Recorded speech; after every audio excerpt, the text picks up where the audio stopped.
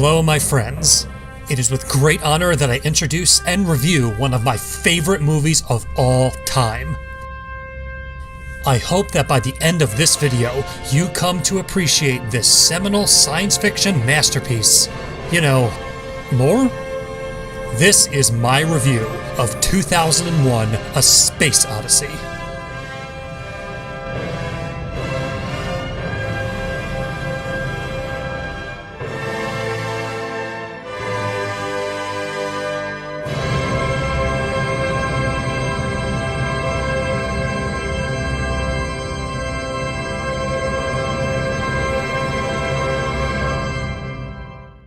Stanley Kubrick's 2001: A Space Odyssey is a visual and experiential science fiction opus, and one of the greatest testaments to the capacity of art in film.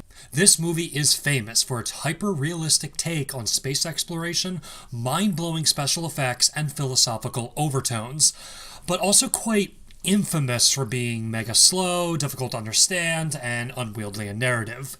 Multiple viewings helps, or in David Bowie's case, drugs. So not only am I going to explain the hell out of this movie for the benefit of those who may have seen it but didn't quite understand it, but also present my commentary on what the film means to me and what I think is the coolest concept that the story presents.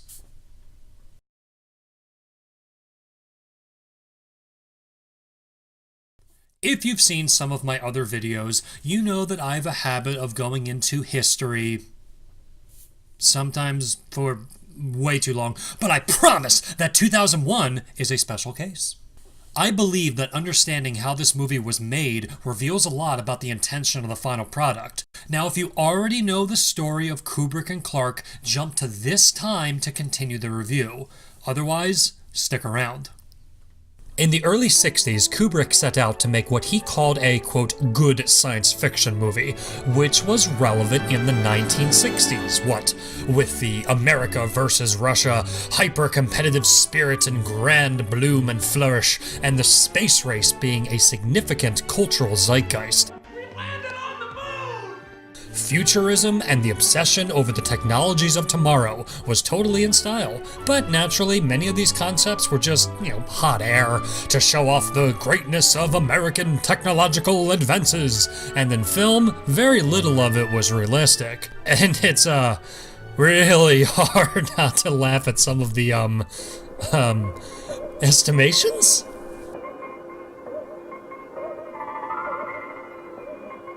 So when Kubrick made his decision to make his own science fiction film, he wanted one that would age well, something rooted in the eternal, using apt scientific detail, something that future generations would look back on and be proud of.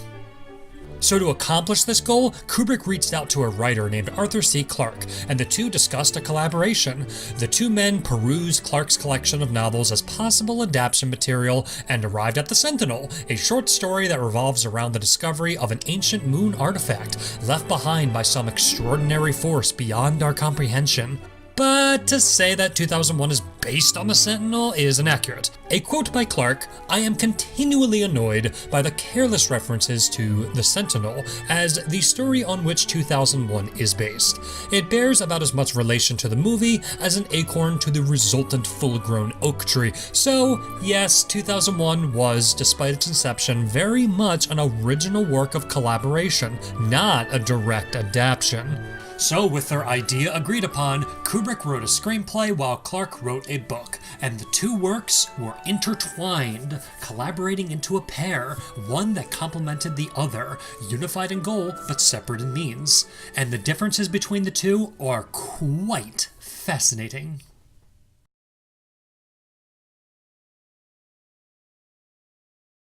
The fundamental difference between 2001 the movie and 2001 the book is how they take advantage of the strengths inherent to their respective mediums. Let's begin by comparing the opening of Kubrick's film to Clarke's book. Before we even see the MJM logo, we see blackness with eerie music playing. We then see the celestial expanse lining up epically and cutting to ancient Earth during the dawn of man. And then we find out that this movie is in no rush so ever. Without a single word of spoken dialogue, we see that this world is rough and cruel, this tiger is an asshole, and groups of apes fight over a watering hole. Then this black thing comes down and creepy music plays, and suddenly we see the apes figure out tools, implying a sudden surge in intelligence, showing them killing more effectively and then winning their fight for the watering hole with their newfound weapons. Cue this world-famous transition of a bone becoming a satellite orbiting Earth, and now we have leapt to the present age. This is told 100% in the audio and visual format over the course of about 20 minutes, never relying on direct information or words, rather from interpreting the events that you see. Frankly, I am hard-pressed to think of a more brilliant usage of the art of cinema than the opening of this film. Clark's book has the identical opening in terms of the story. A group of apes fight over a source of water, they get harassed by a tiger, they meet a monolith, they start using tools, advance their culture. However, the journey to get to this point isn't some experiential or emotional romp, rather a precise and scientific one. For example, while the film doesn't even bother to name anything, the book tells us that the main ape is named Moonwatcher, and goes into many details about his thoughts. There's more elaboration on his fear of the tiger, and the monolith isn't some impossible-to-read black slab, but a clear construct. Clark even gives measurements of the damn thing. The monolith then possesses and probes the apes, testing their reflexes and capacities, which implies that the monolith itself has its own purpose, intelligence, and design. Literally, it's here to check up on Earth's evolutionary progress. Just checking in all neighborly-like. Hiya, neighbor. Afterwards, the book details how Moonwatcher organizes his family into a unified group. They go and kill the tiger, they clean the watering hole, where the movie just kinda forgets all about the tiger, chalking it up to sucks to be that guy, and then just moving on. If you want to glean the point of the story being told in 2001, understanding the method of both book and movie is critical, as neither is quite complete without the other. 2001: A Space Odyssey is a widespread abstraction of the evolutionary process and mankind's placement in the celestial expanse. In other words, a documental journey of the evolution of our species. In the first act of the film, we see apes fighting over water, and in the second act, which takes place in this sweet-ass space station, we see 5 humans dressed up all nice and talking at a table. And there's water in between them. This is not some accidental leftover prop or pleasantry, but a deliberate move from Kubrick to show that, despite all of our advancements, we still discuss, argue over water. So perhaps not much has really changed. Also, what's going on here? The second act, or section, or whatever, is ultimately just more setup for bigger things to come. Here in section 2 of the movie, we are treated to loads and loads of glamour shots to paint the mood and picture of what human life has become by the year 2000, all while classical music tends to the needs of our ears. Comfortably flying shuttles from A to B with astronaut stewardesses suiting our desires, and this Dean Martin-looking Chuckleberry. Everything is displayed as crisp and sleek, and it's really amazing seeing the futurism on display here. And of course, section 2 ends with this beautiful shots of our apparently future moon base and the discovery of another monolith. Also annoying noises. But the real meat of the story is in section 3. Here is where all the famous, well-documented, and well-known action takes place. We're introduced to our 2 main characters, David Bowman and Frank Poole. We learn about their day-to-day lives on the spaceship, naturally described in excruciating detail in the book, but visually and quietly shown in the movie, with lots and lots of brilliant and creative camera shots strewn all about. We are then introduced to HAL 9000. The HAL computer, or HAL as he likes to be called, is exhaustively set up as the absolute apex artificial intelligence, but for reasons that are vague in the movie but clear in the book and sequel, Hal eventually betrays the men on the station. In realizing that mankind is a detriment to himself and his mission, Hal becomes the de facto nemesis of the movie by murdering everyone on the station. But Dave survives and outwits Hal, disables the computer, he's doomed to drift helplessly in space, he reaches Jupiter, we get a huge monolith, we get the Stargate sequence, we trip balls, go to Victorian house, see Dave is already there and he's super old, he goes to bed and he's turned into a giant space baby. Yup.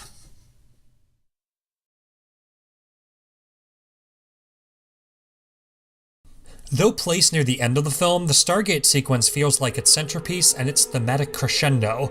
This is where the movie transforms from a crude canvas about mankind and technology into a full-blown art house flick, totally abandoning all sense of narrative and structure, and just goes nuts, putting the audience through an onslaught of visuals and emotions that are impossible to describe logically. You could launch into some think pieces about what Kubrick was intending in terms of the chosen visuals, like all these landscape shots and junk. But once we get to the Victorian Hotel and finally end with the Star Child, we finally see the complete picture of the intention of the film, which is man's rebirth among the stars. What 2001 did with its ending can be described by modern audiences as a Gainax ending. When a piece of media chooses a non-linear ending like this, it's to make something that's worth talking about and remembering, should it go well. Instead of delivering some happy ending or a downer ending, 2001 kind of takes the middle road. Think about it. By the time we get to the fourth act, Dave is pretty screwed. He's floating towards Jupiter, 1 billion miles from home, in a space station that doesn't work. He's doomed. Well, instead of just giving us some forced happy ending where he, reboots Hal and completes his mission all lovely like, or instead of just showing the poor guy just up and die, 2001 attempts to make its ending something different and something special, something worth remembering, and not something merely consumed and discarded and forgotten about. It is what launches the movie down the philosophy canal and what sets it apart from its contemporaries. It openly invites you to come up with a self-provided narrative to make sense of the sequences, and fans have been very creative with it. 2001's fans have concocted some really awesome theories about what the film means, and Kubrick's quotes on the matter don't clear things up, and the book offers an explanation, but not a very good one. I decided to dig around to see what some of the other popular theories were. And here's a few of them.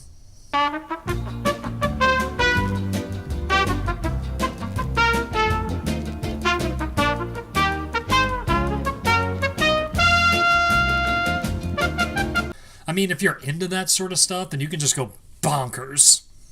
I'm sure someone has a great explanation about why Dave transitions from place to place and age to age, and you have my permission to go down that rabbit hole as far as it leads. But for me, it's all part of the...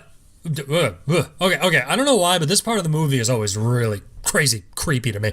Anyway, it would take hours to mill through the expanse of interpretation that fans have dreamed, and frankly, I'll leave those writings and musings to worthier men and women.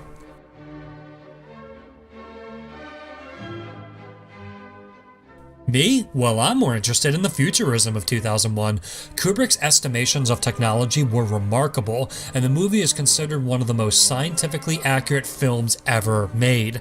However, despite this, it's still very much engrossed in 1960s culture, no matter how hard he tried to buck the trends. The major theme of the whole story is, more or less, alien forces interacting with us and the ascension of man. Something that came from space that affected us. In the 1950s and 60s, this was an extremely prevalent form of science fiction. Would you like to know what I mean by prevalent?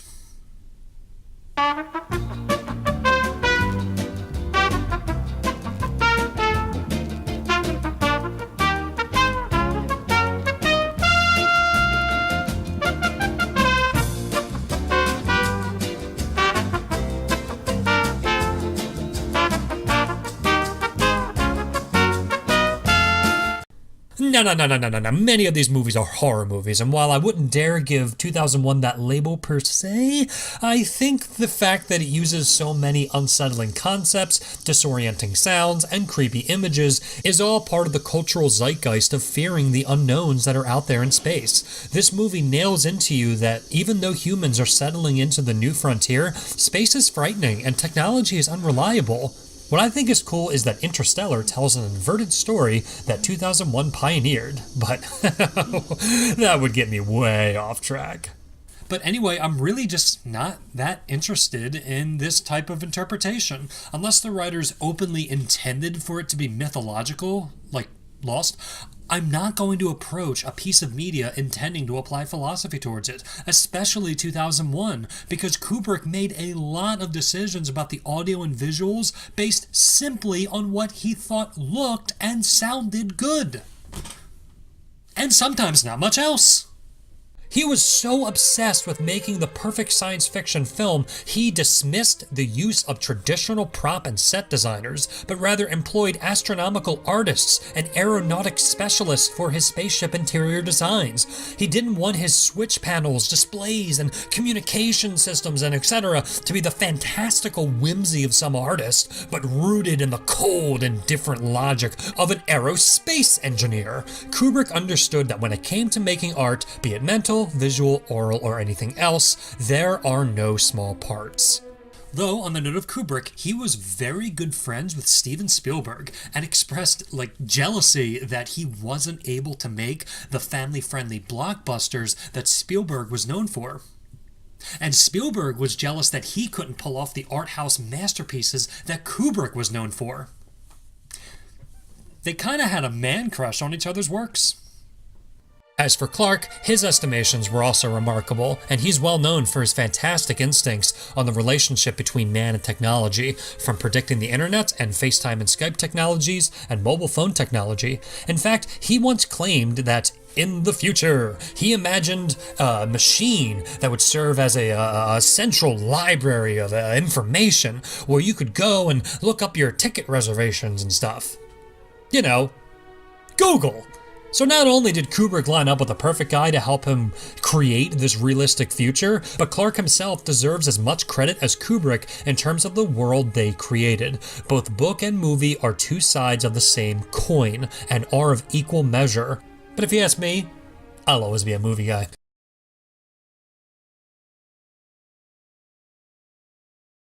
When it comes to films and criticism, a lot of it is just what you do and do not consider to be worthwhile entertainment. There's lots of fun and awesome movies out there, some that make you laugh at or with, and many of them that are just pure joy. I definitely have my personal favorites like Jaws, Empire Strikes Back, or Alien, or any number of Disney films, but when I put in 2001, it's to appreciate the unique format of art in cinema. It's the kind of movie that you watch when you want to think and feel and experience something.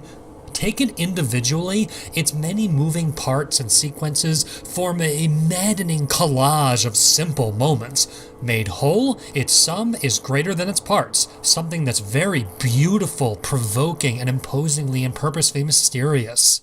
And as a final parting gift, I will leave you with the concept that I love most about 2001.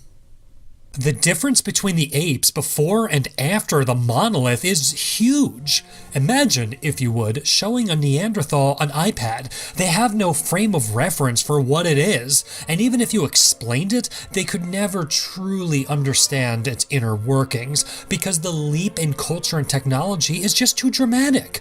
Modern humans have created a lot of truly remarkable things in our history, but 2001 makes it a point to show off just how infantile and feeble man actually is in regards to the celestial bodies that govern the great expanse. Compared to these celestial forces, Dave is but an infant in this new world, a world with possibilities so far outside the limits of the human imagination that one can only hope to sit back and fantasize all the answers that await us on the other side of existence. We like to think of ourselves as advanced and powerful, but every era of humanity thought that of itself. The humans of 4000 BC compared to 400 AD were radically different, and the humans in 2010 AD will be radically different from the humans in 5000 AD. And that is what I think 2001 is trying to show us, the arrogance of assuming humanity's greatness and supremacy, and just how much more room we have to grow. Or at least, that's what I take from it. You're free to craft your own narrative too, and if you have a unique outlook on 2001 that I missed or glossed over, or if you've come up with a totally original way of looking at it, feel free to share your thoughts. Thanks for being a nerd with me, and I'll see you next time.